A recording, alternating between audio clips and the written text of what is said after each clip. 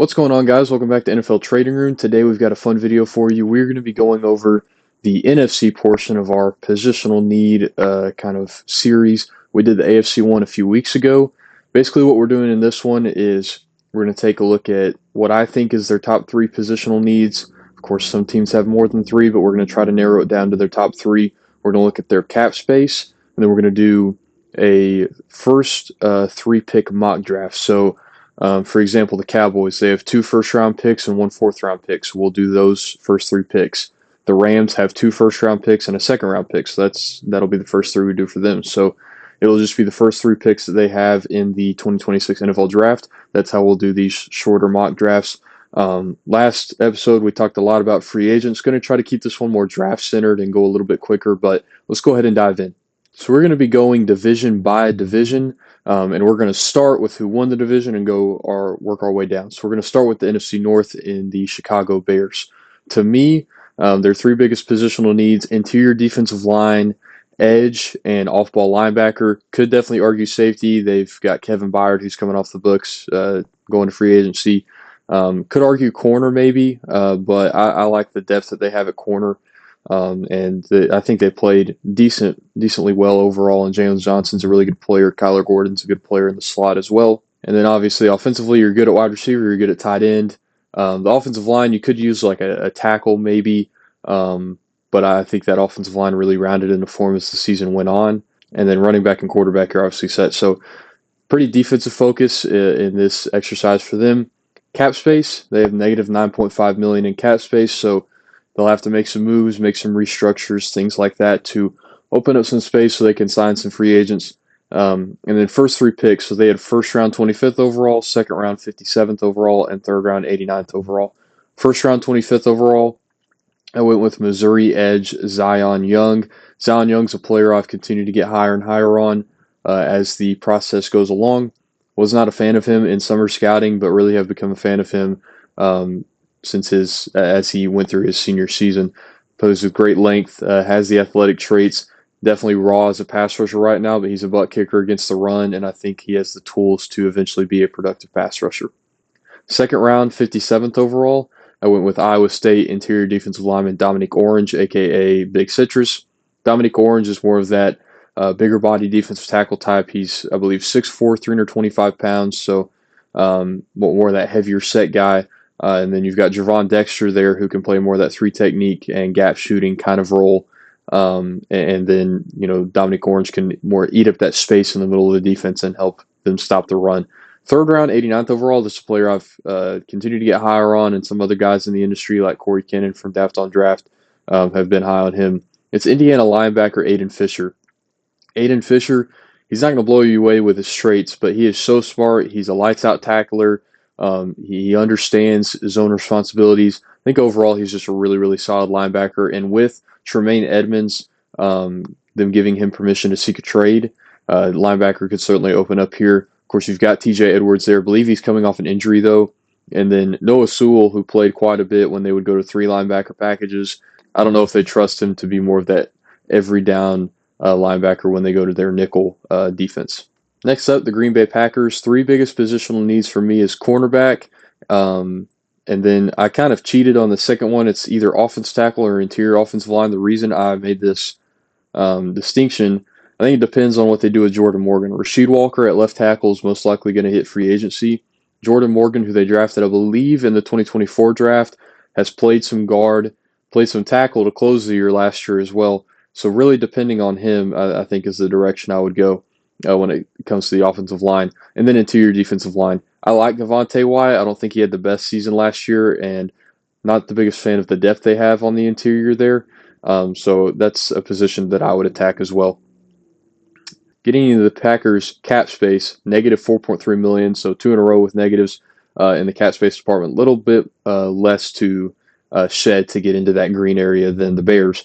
Certainly going to have to make some restructures to make the money work this offseason. First three picks, you got second round, 52nd overall, third round, 84th overall, fourth round, 120th overall. In the second round, I went with San Diego State cornerback Chris Johnson. This is a guy that has size. He's got the athletic traits.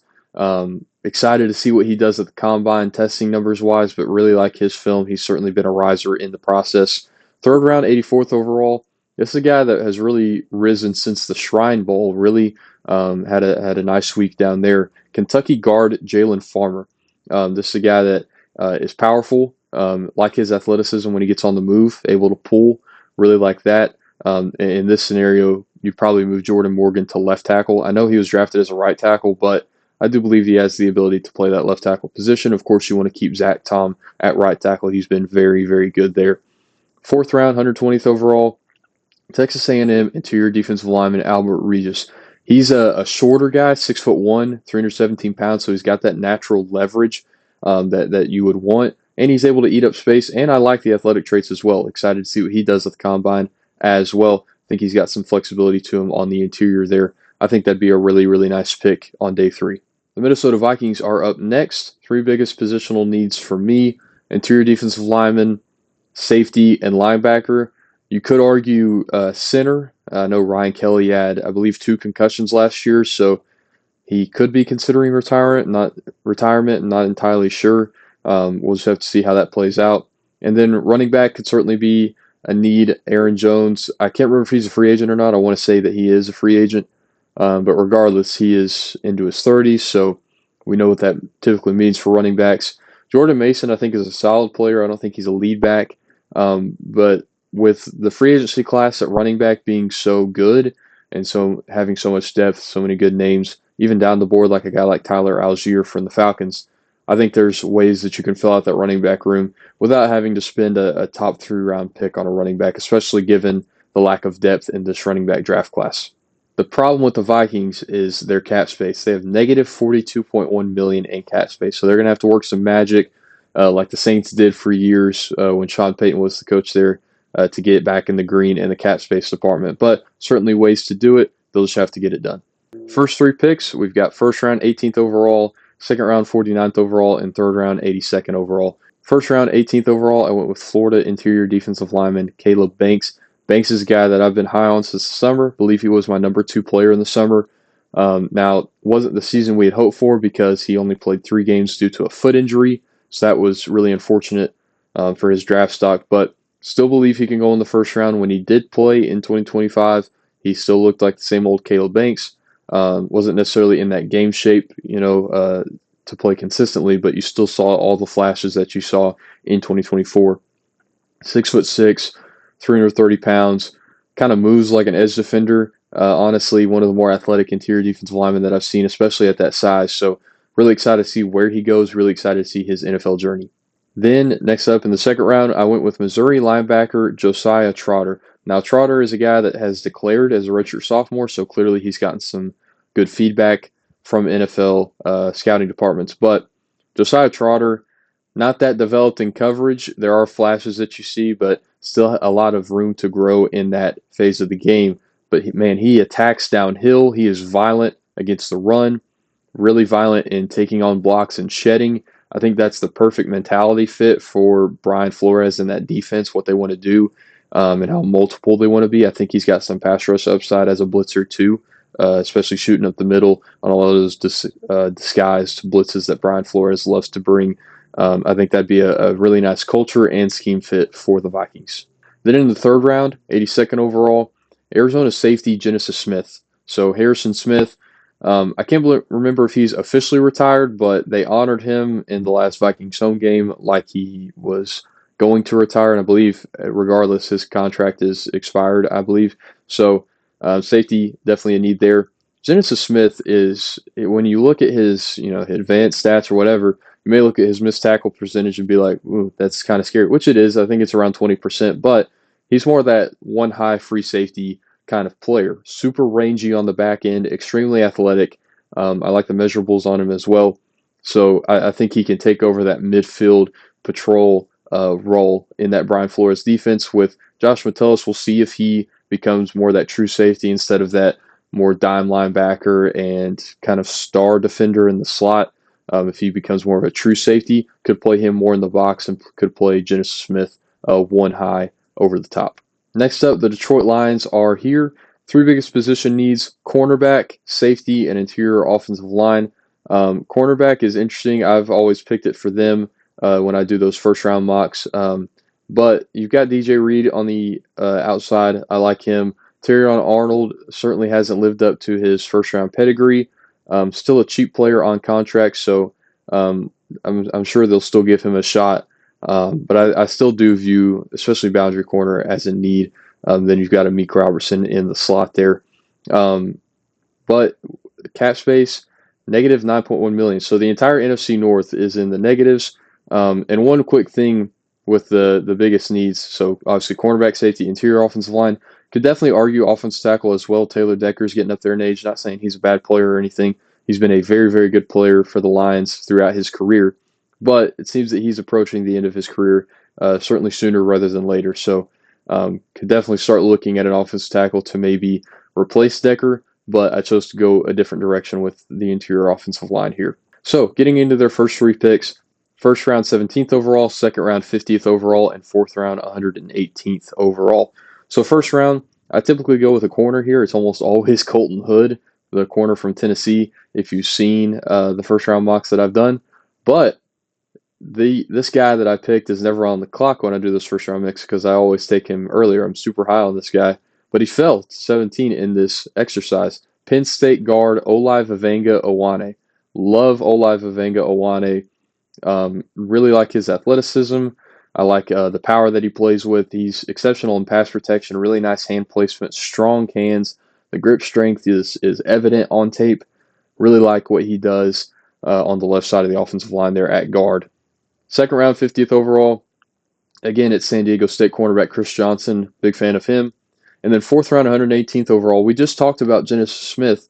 What about his teammate, Arizona safety Dalton Johnson? This is a guy that's, if you look at PFF, is way down the board. I believe he's in like the 390s or 380s, somewhere around there. Really, really like his tape. I think he's an underrated player, able to do a lot of things there on the back end. Could certainly factor into that Lions safety room. Next up is the NFC East. So we're going to be starting with the Philadelphia Eagles. Three biggest position needs for me: cornerback, safety, and offensive tackle. The reason I say offensive tackle, Lane Johnson has aged like fine wine. He just continues to get better and better.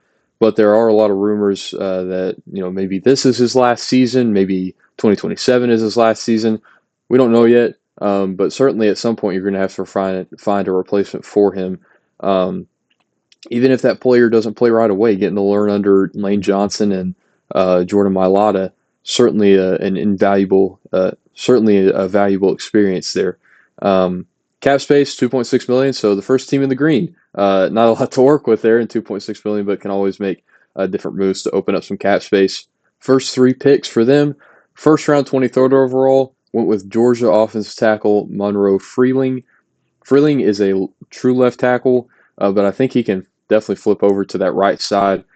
He's got the size, the traits that you're looking for. 6'7", 315 pounds, has the length, has the lower half flexibility, has the foot speed, everything that you could want. You have in Monroe Freeling. Certainly risen up the board as the process continues to go along. He may not even be available at this point come April, so we'll just have to see. But could certainly flip over to that right side in the future.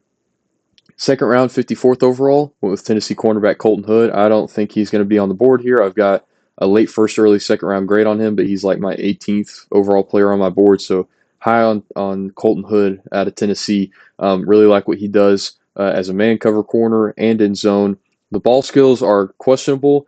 He didn't have a ton of ball production in college, but also think that quarterbacks didn't throw his way a whole lot, especially this past season at Tennessee. So really like Colton Hood's game. And then an interesting one here, third round, 68th overall. I went with USC nickelback Kamari Ramsey. Now, he played nickel this past season, but in 2024, he played more that deep, high free safety. So really, really liked his tape in 2024. Didn't like it as much in 2025 when they moved him to nickel. So I like that true safety tape more. I think that'd be a nice fit here with Philadelphia. And of course, that gives you a really, really nice secondary with Quinyon Mitchell on the outside, Cooper DeJean in the slot, and then, like we said, Colton Hood as the other boundary corner, and then Kamari Ramsey and Andrew Makuba at safety, probably with Reed Blankenship hitting the open market. So that would get that Eagles secondary back on track. Next up is the Dallas Cowboys. Three position needs for them: cornerback, safety, and edge. Could argue linebacker in there as well, but I decided to go with edge. Cap space negative 26.7 million. So again, a team that's going to have to work around the cap quite a bit. First three picks for them, of course, like I mentioned, they got 2 first-round picks, first round 12th overall and first round 20th overall. But their next pick doesn't come until the 4th round, 112th overall. So we'll see if they maybe move a player for a pick, or if they use one of those first-round picks to trade down and recoup some assets on day 2. We'll just have to see. But first round 12th overall, went with Tennessee cornerback Jermon McCoy. Jermon McCoy is still my cornerback 1. I know the ACL tear still scares some people. He didn't take a snap in 2025, and he hasn't done a whole lot of testing, didn't go to the Senior Bowl. But flip on the 2024 tape, that's the top 5 player in this class, I mean, pretty easily. So really, really like Jermon McCoy. Really good in man coverage, really good in zone, physical tackler, former receiver, so he's got the ball skills as well. So really like him.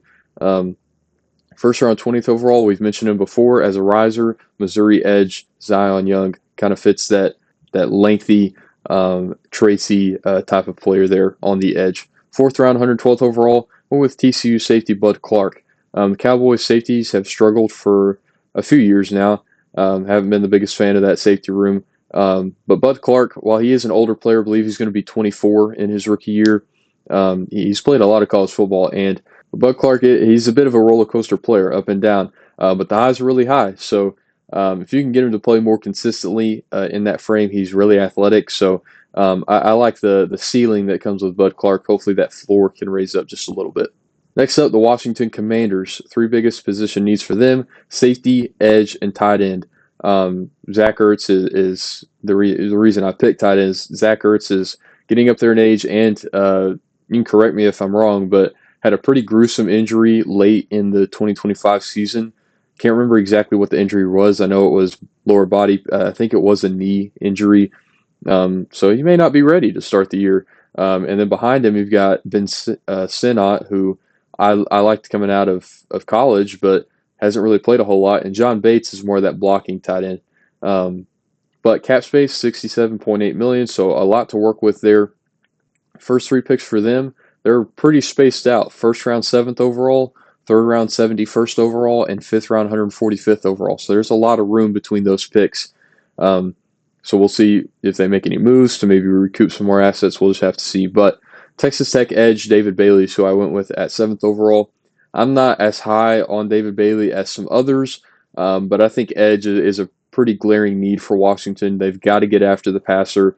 And David Bailey can do that. I do think he's stiff, but he does play with power. He's got length, and he's certainly got explosion linearly going towards the tackle. 3rd round, 71st overall.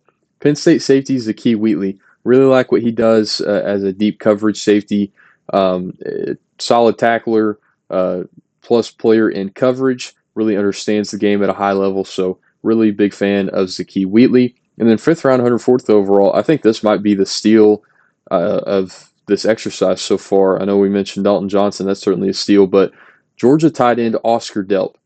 No idea how he fell to 145th overall, but if you look at his stats, you're like, yeah, this guy might go undrafted, but it blows my mind that Georgia did not use Oscar Delp more often, especially in 2025. And most of the time, Gunnar Stockton just flat out missed him in the progression. He's very athletic. I think he's a savvy route runner. Still improving his technique as a blocker, but the effort is certainly there. And I think you get him in an NFL strength and conditioning program. I know Georgia is one of the best, probably even the best strength and conditioning programs in the country, but the NFL strength and conditioning is just a different level.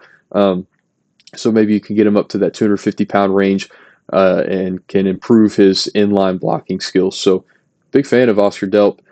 If he's there at 145th overall, that's a sprint the card in type of pick. Next up, the New York Giants. 3 big position needs for them: receiver, and then again, I did kind of the same thing as the Packers: interior offensive line and offensive tackle. Reason I did that, we'll see if they bring back Jermaine Illuminor. Jermaine Illuminor is a solid player there at right tackle, but they may not re-sign him. We'll just have to see. I think that would change some things. And then cornerback for them as well. Cap space, $7.7 million, so a little bit to work with. Obviously can make room.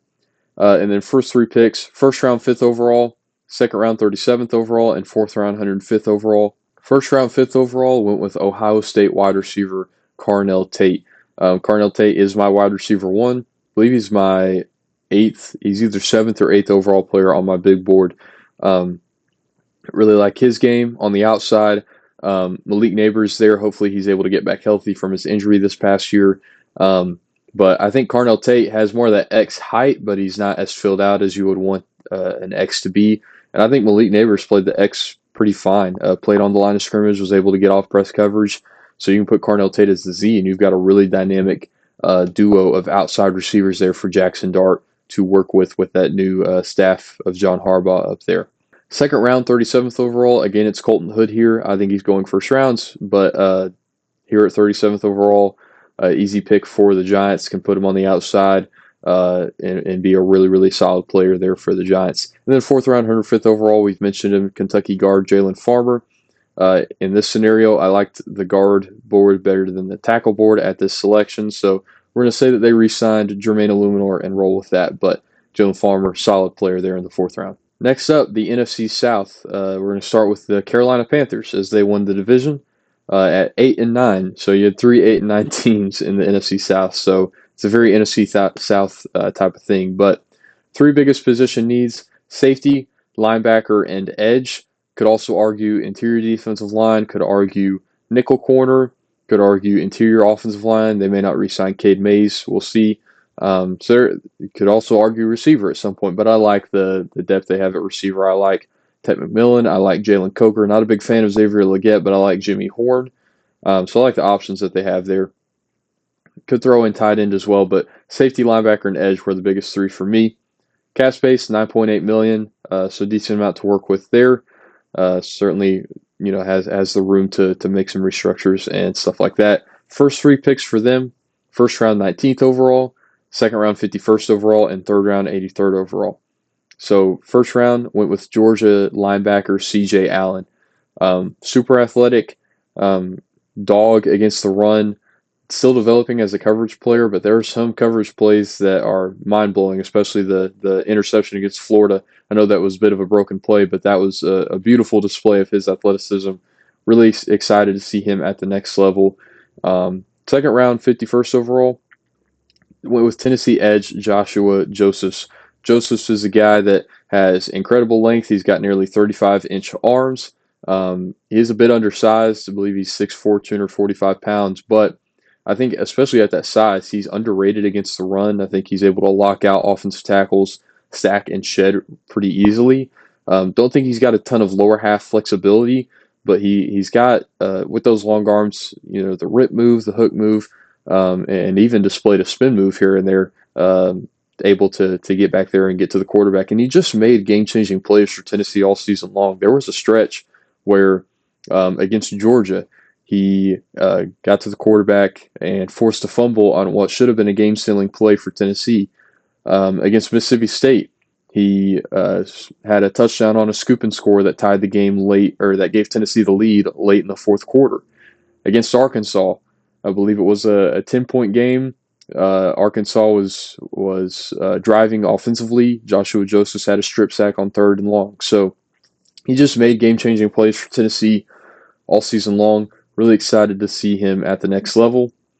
And then in the third round, we talked about him, Arizona safety Genesis Smith, more that rangy single high safety, would be a good fit in this Panther defense.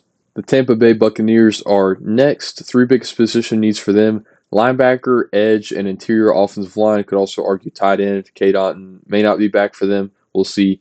Cap space, $13.4 million. So one of the bigger cap spaces we've seen so far in this list. A lot of NFC teams struggling in the cap space department, but first three picks: first round, 15th overall, second round, 46th overall, and third round, 77th overall. In the first round, went with Penn State guard Olai Vavenga-Owane. Wasn't a big fan of the edge board at this spot in the draft, but really, really like Owane. We've talked about him. Another guy we've talked about in the second round, Missouri linebacker Josiah Trotter. If you're able to put him under the tutelage of Levante David. Levante David is one of my favorite players of this generation. Just continues to produce, one of the smartest players I've ever watched. And you put Josiah Trotter next to him, only good things can happen for him with his traits and his attacking mentality. Then in the third round, I went with a bit of a my guy, Auburn edge Keyron Crawford. I like his ability to get after the quarterback. Don't think he's as good against the run as I was expecting, but I think he's got the frame. I believe he's listed at 6'5", 255 pounds. I think he's got a little bit of a developed pass rush plan. I think he understands the game well. So I think he's an underrated player in this edge class. Next up, the Atlanta Falcons. Three biggest position needs for them: wide receiver, cornerback, and interior defensive line. Could argue edge with some of the recent situations going on, but chose to go with interior defensive line. 10.9 million in cap space, so a decent amount to work with there. Able to as always make some moves around to make some more cap space. First three picks: second round 48th overall, third round 79th overall, and fourth round 114th overall. They do not have their first round pick in this draft. The Rams have it. In the second round, this is, I guess, my guy in the second round for any cornerback needy team. It's Tennessee cornerback Colton Hood. There you go. We talked about him. Jumping into the third round, Oklahoma interior defensive lineman Grayson Halton. Grayson Halton is a guy that is a bit undersized. I believe he's 6'2", 293 pounds, I think is what it is. But I think he plays stockier than that size would suggest. He's able to take on, the hand punches of offensive tackles pretty well. Caden Proctor was the guy that tried to down block him, I think it was, and wasn't really able to move him. So I like his center of gravity, I guess is what I would term it as, able to hold up against the run. And of course, he's a really jittery pass rusher. Really like his athletic traits, should test well at the combine. Like his ability to get after the passer.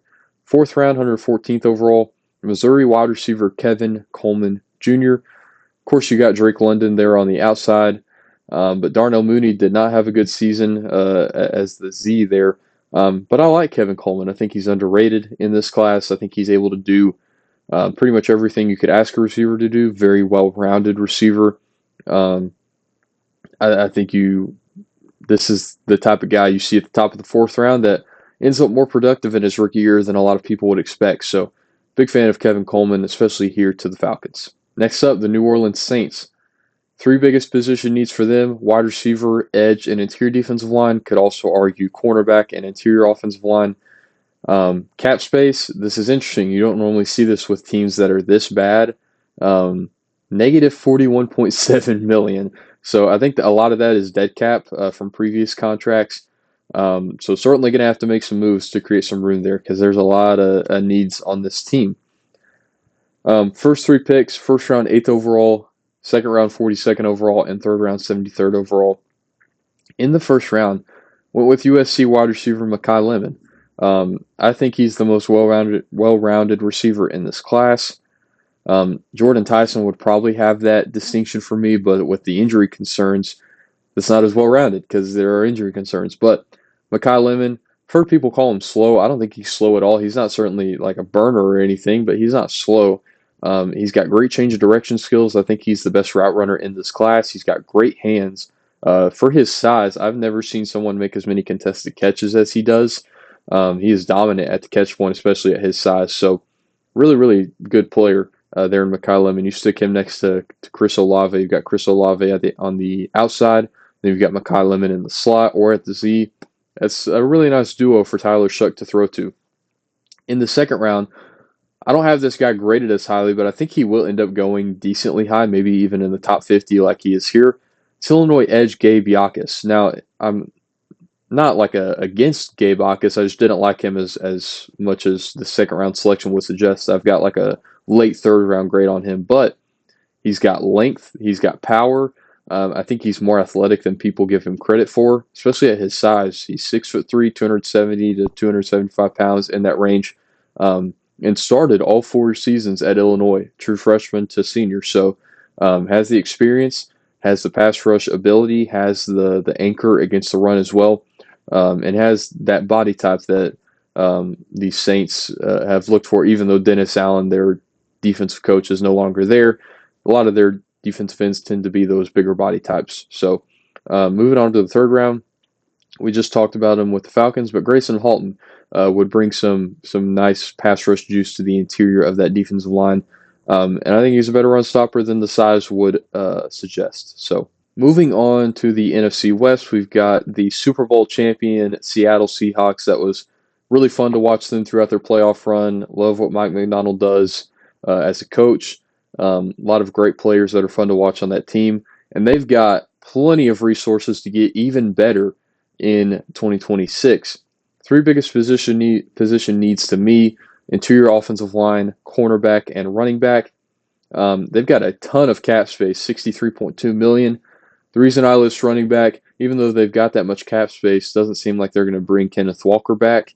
And of course, they've got Zach Charbonnet, who could be a lead back. He's just never done it in that lead back role. So I think you can attack the running back position at some point in the draft, or in free agency with that $63.2 million. We'll just have to see. First three picks for them: first round 32nd overall, second round 64th overall, and third round 96th overall. So pretty symmetrical there. 32 spots in between each of those picks, just like it should be. But Texas A&M guard Chase Pasantis was my pick at the end of the first round there. Now he's a left guard. So you've got Gray Zabel there at left guard, had an awesome rookie year, converted in from tackle. Chase Pasantis was a former tackle, but converted to guard while still in college. He was a right tackle as a true freshman there with the Aggies, but has since transitioned to left guard. Really like what he does in pass protection. Not as dominant against the run as Awane to me, but still really good in pass protection. I think he is still at least above average in the run game. Still needs to stay connected on blocks, but generates some movement. And you can move him to right guard, and then you'd have Charles Cross, Gray Zabel, Jake Sendell. I think it's Jake Sendell. It's either Jake or Jaron Sendell there at center. Chase Pasantis at right guard, and then Abe Lucas at right tackle. That is a very good offensive line moving forward there for the Seattle Seahawks. Second round, 64th overall, went with Florida cornerback Devin Moore. Devin Moore is more of a zone coverage corner to me than a man coverage corner to me. He's got a lot of traits. I believe he's going to come in at around 6'3", around 200 pounds. Excited to see what he does in the speed and agility drills as well. But that kind of fits that Mike McDonald fire zone type scheme.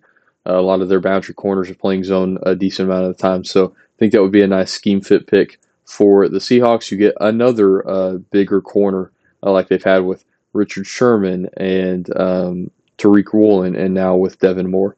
Third round, 96th overall. Here's where running back came off the board. Arkansas running back Mike Washington Jr.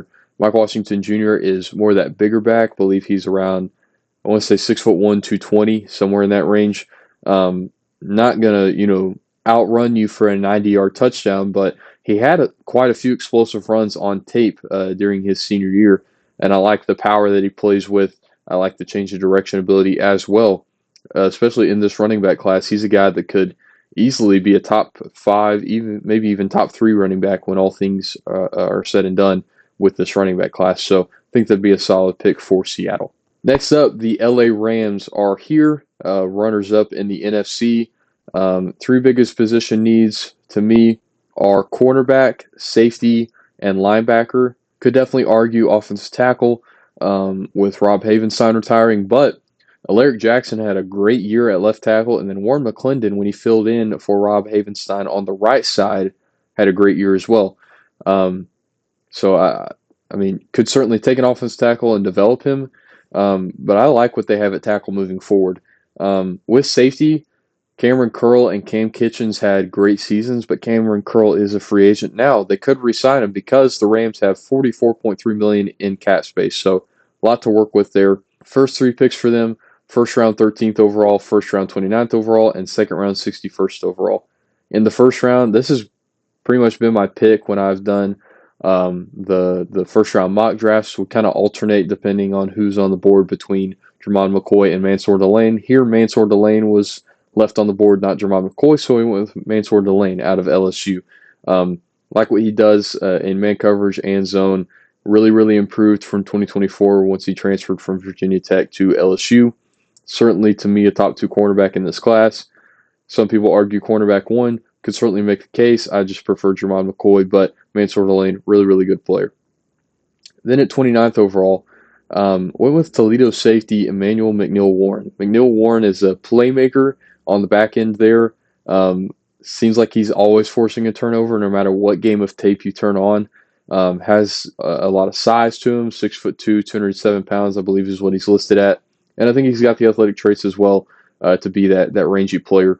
Maybe more of that versatile safety than a true deep safety, but can certainly play deep safety as part of his game, but can also play in the box, can play as a big nickel defender as well, like his versatility, especially in that Rams defense. Second round, 61st overall, again, it's Missouri linebacker Josiah Trotter. Nate Landman had a great year for the Rams.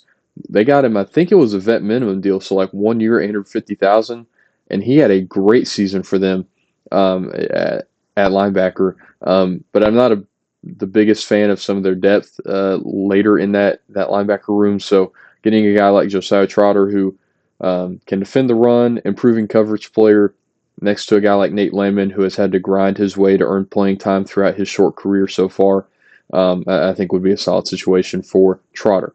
Next up, the San Francisco 49ers. Three biggest position needs to me: interior defensive lineman, wide receiver, and interior offensive lineman. I like what they've got at center and at right guard. You've got Dominic Pooney there at right guard. I do think left guard could certainly improve though. Cap space $25 million, so they've got money to spend.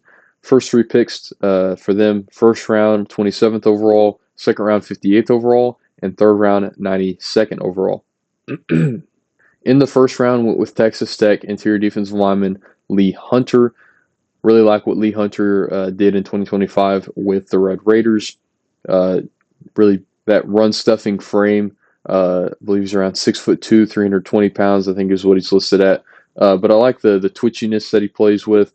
His block shedding ability certainly flashes as a pass rusher, not necessarily as consistent as, to me, a guy like Caleb Banks is, but certainly has that ability and can certainly improve in that area. Really like what he does overall as a player. Instant improvement to that defensive line room if he's added through the draft. In the second round, went with Tennessee wide receiver Chris Brazzell II. Chris Brazzell is a guy that has the draft community kind of loved him early in the season. Then they cooled on him to close the season, and now his stock is back up, it seems like. But I've remained pretty steady on Chris Brazzell. I've got a second round grade on him.